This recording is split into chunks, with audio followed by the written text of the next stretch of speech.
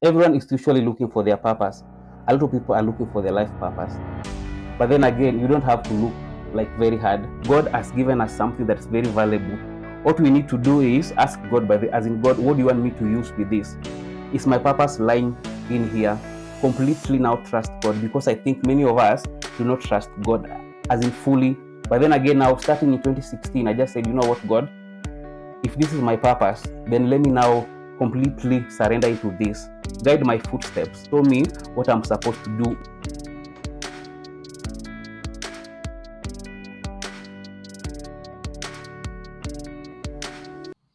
Can you imagine using something as small as a button to change the life of a boy?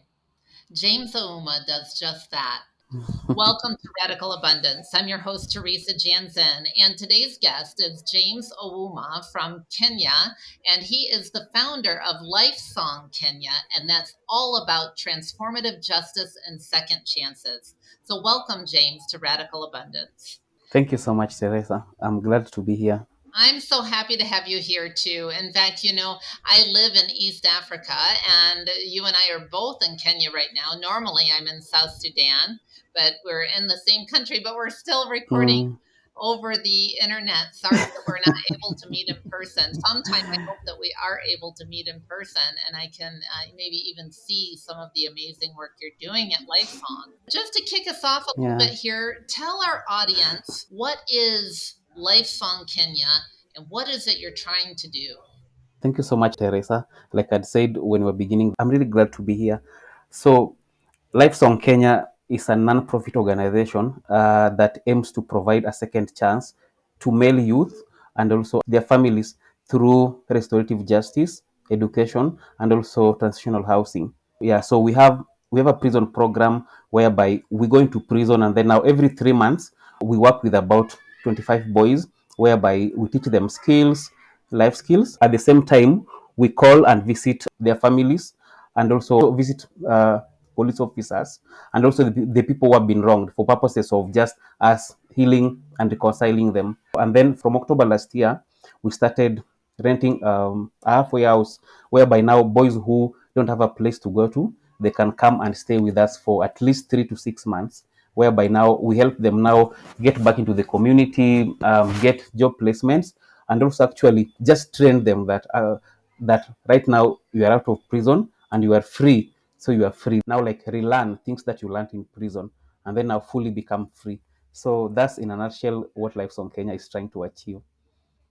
Well, that is a lot. And I just want to get into some of those things that you talked about. First of all, we're a little bit familiar with the idea of justice. And most of us think that justice is when someone has done something wrong and they receive the punishment for the whatever it is that they've done wrong. But what is transformative justice? That sounds a little bit different. Yeah, yes, it is. Prisons actually is for punishing people. As in, you do wrong, then now you are thrown into prison. But then again, now in our context, you find that, for example, someone's phones has been stolen by one of the boys that we were working with, and so now they get arrested. They go to prison. What really happens now? You will not get your phone back.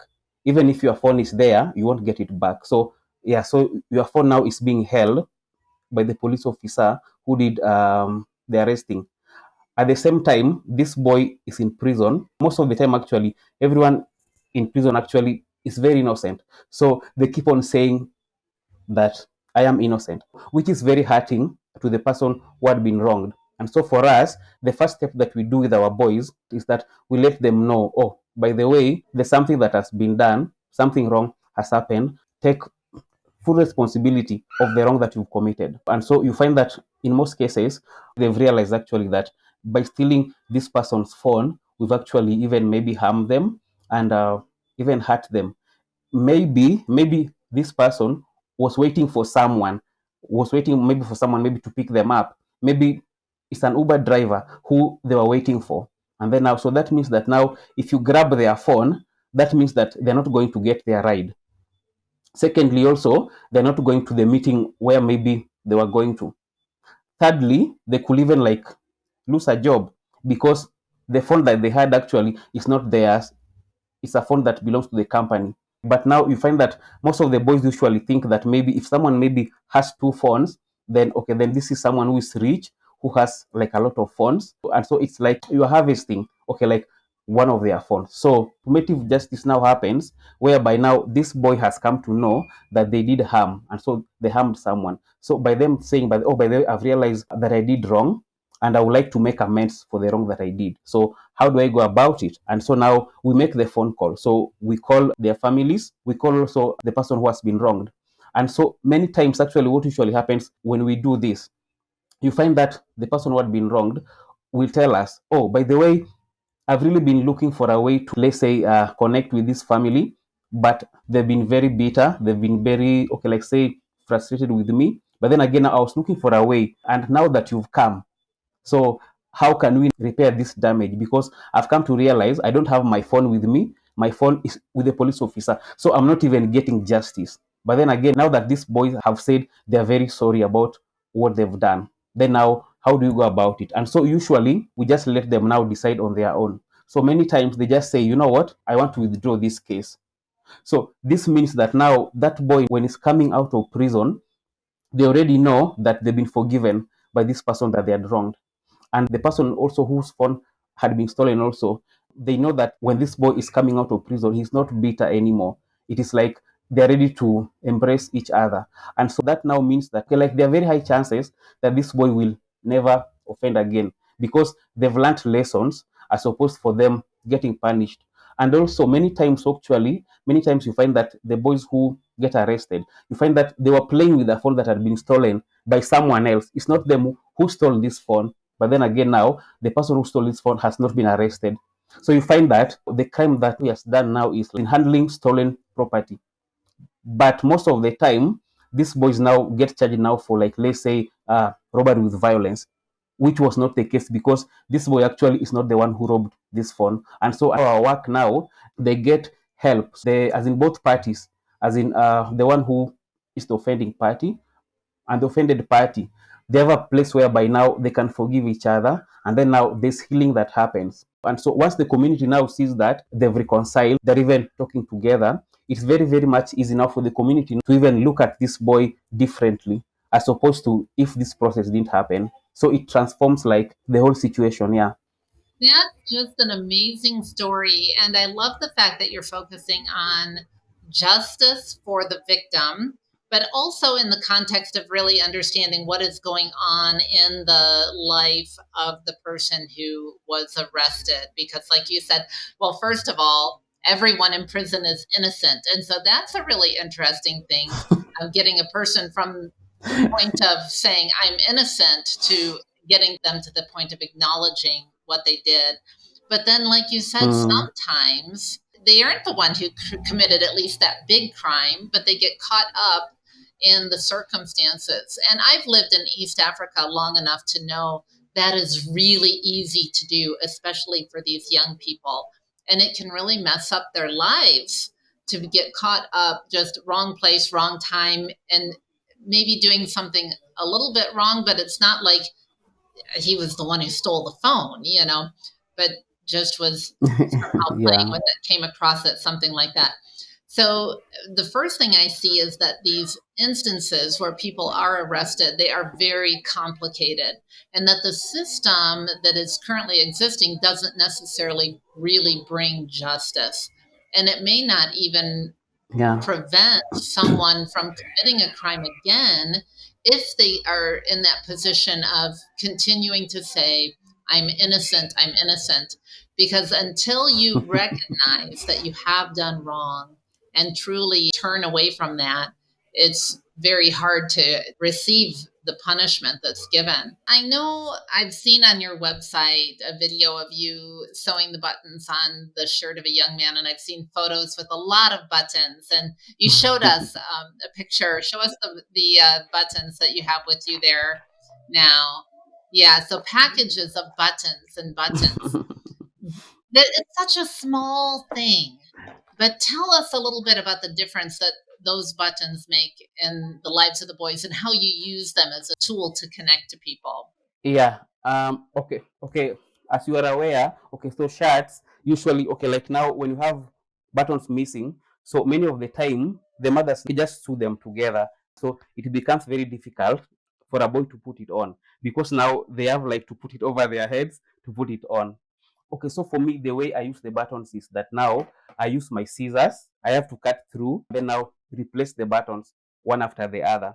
While I'm doing this, I speak life into the lives of the boys, just telling them that you are precious, you are honorable, you are exceptional, you are powerful. And then now, whether they have a father or not, then I'll start telling them, appreciate your mom, appreciate your sisters, have respect for women and girls.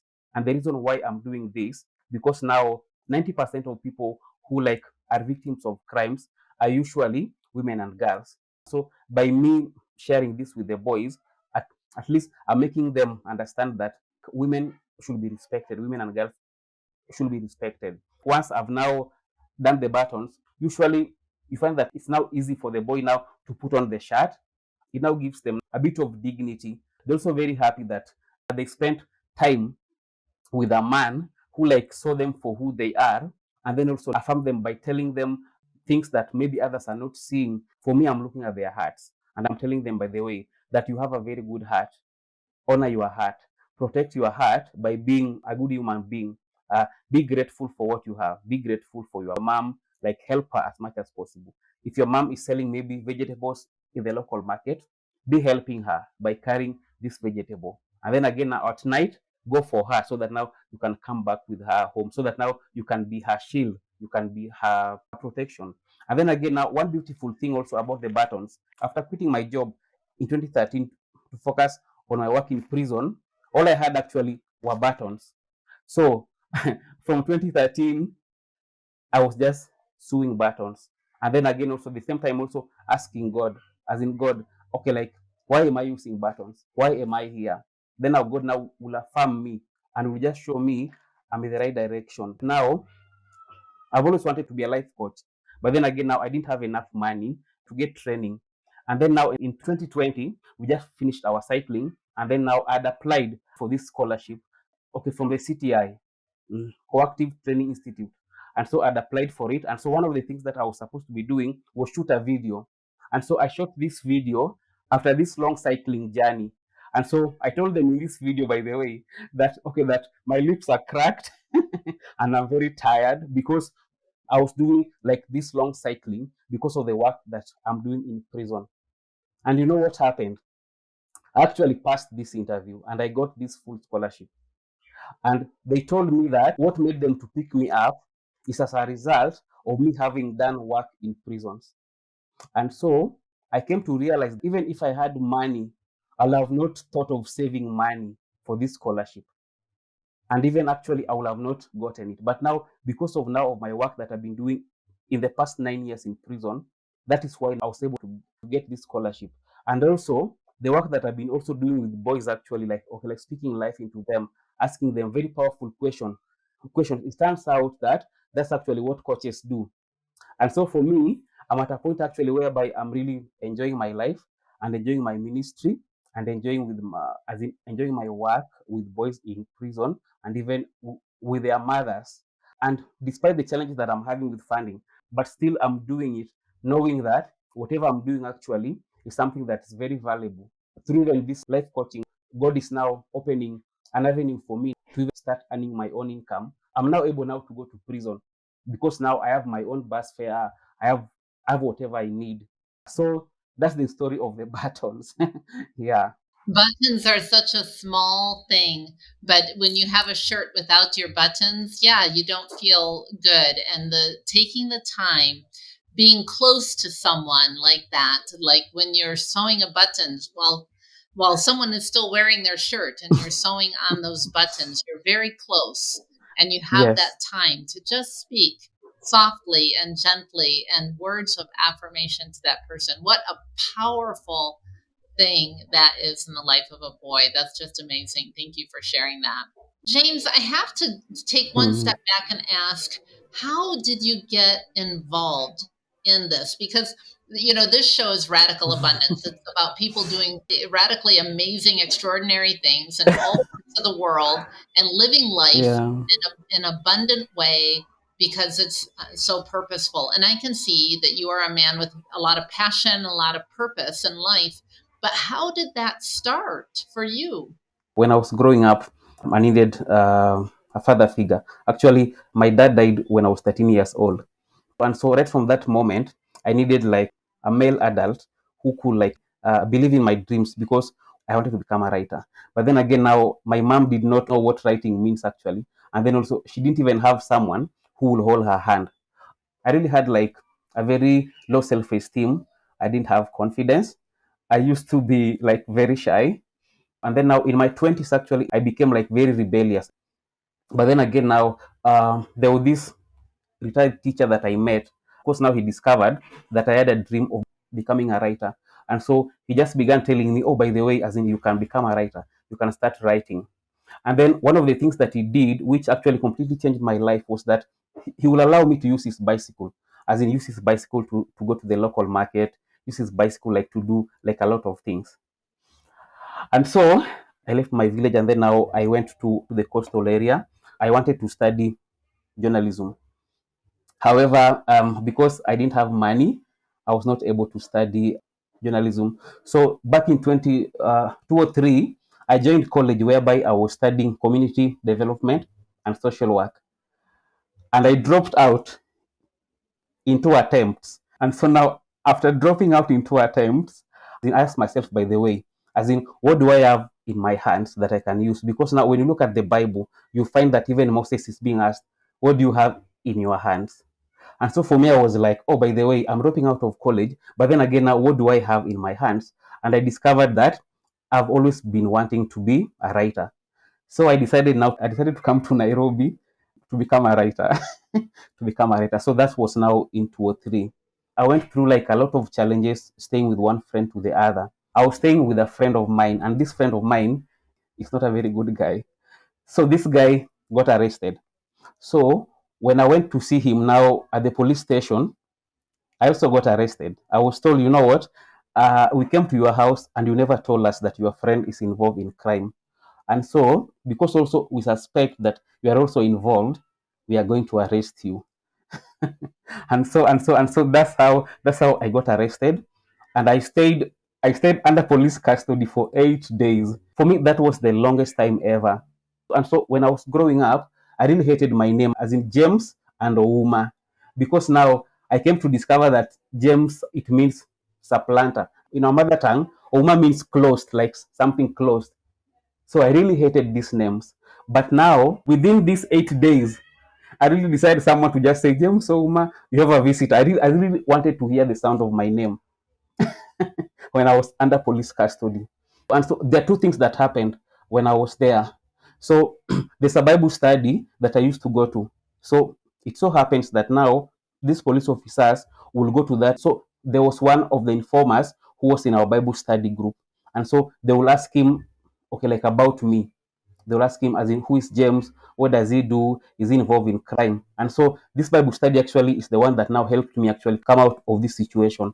When I was there the very first evening, in the morning, this friend of mine told me, oh, by the way, James, I think it's a blessing in disguise that you've been arrested. as in maybe, I don't know. But then again, now just take heart. So he was transferred now to another police station. And so now I was left there all alone, just thinking about my life. In the evening, one of these guys that I was with in the cell, he looked at me and then he said, oh, James, you look like you've grown up with a father. You look like you've had like a very good life out there. So, starting today, just lead us in prayers, just share with us Bible stories that you know of. And then now, I told them that I will do that. However, on condition that every one of us is going to pray after that. The next morning, I was seated alone. We had like two cells. And so now I was seated in an empty one. And so they began now, okay, like coming one after the other, just coming to me, just coming to talk to me, just coming to talk. So there was this older guy who came and told me, by the way, James, I've had like a very bad life in my life, and I really regret. And I would like to send you to my son. Just go tell him to be more careful, not to like get into the things that I'm doing. And he still told me that you look like someone who has his life figured out. So For me, actually, this thing actually blew my mind away, because when I was growing up, I was thinking, because I didn't grow up with a father, so my life is messed up. And then now there's this guy who I'm meeting in a cell who is telling me, you look like you've grown up with a father. You look like you have your life all figured out. And so from there, I decided to ask one of the police officers to get me a notebook and a pen. And I started writing that when I go back home, I'm going to apply for a job as a TV producer, something that I really wanted to do when I was growing up. So when I got out of this police station, I didn't apply for this job. Once again, my inadequacies, all they caught up with me, and I never applied for this job until 2008. Finally, now got the courage to apply for this job. So after I'd applied for this job, I was asked by my then boss, what gives you the courage to apply for this job when you know that you are not qualified? And I told her that to me, I believe that life is a song. Either you keep on complaining, then now it becomes like a broken record. But then if you see, I have some treasure in my hands, I have something that I can use, then now you sing a different life song. And just like that, just like that, I got the job, which I'd not trained for. We were shooting a program for children. And so many times I'll go to school and then I'll spend most of my time talking to children, especially boys, about treasure, about focusing on that thing that you have, as opposed to focusing on what you don't have. And then one of my colleagues heard what I was doing up to 2012. One of my colleagues went to prison, okay, to do a shoot. So we went to pick her up. So on our way out, she just told me, by the way, James, I've been seeing you talking about boys and treasure and about fatherhood. And then she told me that, do you know that there are boys here? They need someone like you. And so, can I give you a contact to the officer in charge? And then, of course, I told her yes. So I went to prison one Friday in 2012 in July, okay, to meet this officer in charge. Of course, like I had like a lot of reasons why I was not going to do it. But then again, now she was like, you know what, James? For me, I'm not going to take no for an answer, because I know you have something valuable. And then again, now you are going to start meeting these boys on your off day, which is Friday. So I went. The moment I saw them, I just saw a reflection of myself in them, and I realized that these boys they needed something that I grew up needing. They needed a man who will listen to them. They needed a man who will just say, you know what, I'll give you like a second chance. They needed a man who will go out there and perhaps even like, okay, like say meet their mothers and also meet the people that they've wronged. And immediately I discovered this, I was very scared, because I was like, they're looking for something that I needed when I was growing up. So that means that I don't have what they're looking for. So for me, that's how my work in prison began. And so now every Friday on my off day, I will go to prison, meet the boys, talk to them. And then now on Saturday and Sunday, look for a man in church that I thought was the right man for the job. I never got this man. Okay, because everyone was like, you know what, this is your calling. And then for me, I'm like, no, it's not my calling. As in, for me, I'm just going to talk to the boys. There's nothing special that I'm doing. I'm just going to listen to their stories and talk to them. But they need someone like you, as in someone like you who is learned, someone like you who is perhaps growing and thriving in their career. So for me, that's how my ministry in prison like started. That is such an amazing story. And there were so many parts of it that I love. But I love hearing where the name Lifesong Kenya came from, because you had said when you're complaining all the time, you're like a broken record. But when you begin to focus on what you have instead of what you don't have, and you look at what you have in your hand and what you can do with it, then your life becomes a song. That is the most beautiful thing I've heard today, James. Thank you for sharing that with me. And I Thank, hope that that's one of the things that our audience gets today, because we all want to find how to find our purpose. You found your purpose by ending up in prison, for not a very good reason, even just because they thought maybe maybe you were doing something wrong. mm, But that led mm, you to learning how to sing your life song. And that's just an amazing song. Thank you for an amazing story and an amazing song. Thank you for sharing that. I love how you talk about the mm, importance of having a father figure for these boys, and that you have now become that father figure for many of these kids. And tell me, how has that impacted the life? Maybe one person's story that you have seen, that you met him inside and maybe now he's outside. How has it made life different for that person? Because you remember earlier on, I had mentioned that there was this old man that I met in our village. So in 2019, we were working with other boys. We were just teaching them computers, life skills, and also how to brand themselves now. And then also how to look at prison as something that transforms their life as opposed to something that brings a death sentence. Because usually we visit families. And so this boy, I asked him where he stays. And then now he was able to draw me a map to where he stays. And so now I went. So he had never told me that he has a father, only told me that he has a mother. And so when I went to the house, I met a stepmother who told me, oh, by the way, the father is right inside the house. Just go talk to him. And so I went and met the dad. And so I told him who I am and also what had brought me to the house. The one question that he asked me was, why do you bother with my son when I've given up on him already? Then I told him the story about this old man, this old man who made me, like, let's say, discover that I have treasure. This old man who allowed me to use his bicycle. As I was sharing, I just asked him, by the way, where do you come from? Then he was able to tell me where he comes from. And then I asked him, okay, when you take a bus from Nairobi to home, this is where you alight, right? Then he was like, oh yes, that's where I alight. Then I asked him, oh, so and then now you go this way and that way. Then he was like, yes, yes, yes. I was just asking him like things that up to this day, but I can't even explain how that came about. Then now I asked him, so is his name Albert? Then he was like, yes, my father's name is Albert. Then I told him, you remember the story that I was telling you about this old man? So I told him, by the way, when I was riding this bicycle, I was told that you are the one who had actually bought this bicycle. I told him that for me meeting your dad, I would have not even turned to be the kind of a man that I am today. Then I asked him, do you remember James? Then he said, yes, I remember James. My mom and my dad used to tell me that there's this young man that they want to pay for having done some work on their farm. Then I told him, I am James. And then immediately, he just told me, James, I'm changing into different clothes and I'm accompanying you to prison. And so we ended up going with him to prison and he met his son. A week later, I was able to meet the person that his son had wronged. Actually, the man told me, oh, by the way, James, actually, I've come to discover that this boy is rotting in prison for having like stolen my phone.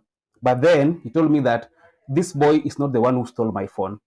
So for me, it's really hurting me that this boy is paying for the sins that he did not commit. And so he withdrew the case. So we went to court and the case was withdrawn. So when this boy went back home, of course, now he was just sharing his story. The grandmother now was asking him, as in, oh, so you were in prison. So how did you get out? And then the boy said, I met James Ouma in prison, and James Ouma was able to help me reconcile with the person that I've wronged and also reconcile also with my dad. And so because my mom was there at that particular time, my mom just said, oh my goodness, as in, I finally know what kind of job James is doing. And she said, since 2013, I've been wondering, why is my son not sending me money? But today I've come to discover that the kind of work that he's doing is not able to earn from that kind of work that he's doing. But I'm very glad that this is the kind of work that he's doing. And so for me, I didn't know about this until now my mom called me to tell me, oh, by the way, James, teacher came back home and he said that you helped him get out of prison. And I want to say that I'm very thankful for it. You did a very good thing. This was very huge for me because when I was doing it, when I was even going to this boy's home, I didn't even actually know what was ahead of me. I just came to discover that later on that the grandson of an old man who had really helped me discover myself in one way, I helped this grandson get out of prison much earlier than he would have gotten out of prison. Yeah, so for me, this is one of the stories that for me impacted both the boy, the dad, the grandmother, my own mom, and myself. It's amazing. It's Yeah. amazing. Now, that may seem really amazing too to some people who are listening to this show and maybe they live in North America or something. But I know because I've lived in Africa long enough that these interconnected stories, our lives are so interconnected. And that's really a beautiful thing. And what a great example of what you explained to us about transformative justice and restoration of relationships. That's just wonderful. I love to see things that help people live their life free and full. And so that's exactly what you're doing. Thank you, James, so much for the work that you're doing with Lifesong Kenya. So it's time for us Mm. to go, but I just want to give you an opportunity to give one final word to our audience before we do. Yeah, so for me, I would like to say that everyone is usually looking for their purpose. A lot of people are looking for their life purpose. But then again, you don't have to look like very hard. Why I was not looking for my purpose, then now it became my purpose. For me, these are buttons. These are buttons. There are so many years I used to just use buttons. I'll go to prison, just sew buttons for boys. And so God, as in, for me, what I believe that God has given us something that's very valuable. What we need to do is ask God, as in, God, what do you want me to use with this? I've maybe dropped out of college. So how do you want me to use my having dropped out of college? How do you want me to use it? Is my purpose lying in here? Completely now trust God, because I think many of us do not trust God as in fully. Even myself, there was a point in my life where I was not trusting God fully. But then again, now starting in 2016, I just said, you know what, God, if this is my purpose, then let me now completely surrender into this. Guide my footsteps. Show me what I'm supposed to do with these boys. And so, once again, your purpose could be something that you've really been struggling with. It can become your purpose. Also, just find something that you can do with your hands. Maybe not even with your hands, actually. If you're good at smiling at people, if you're good at encouraging people, then now use your story, because that might become like your purpose.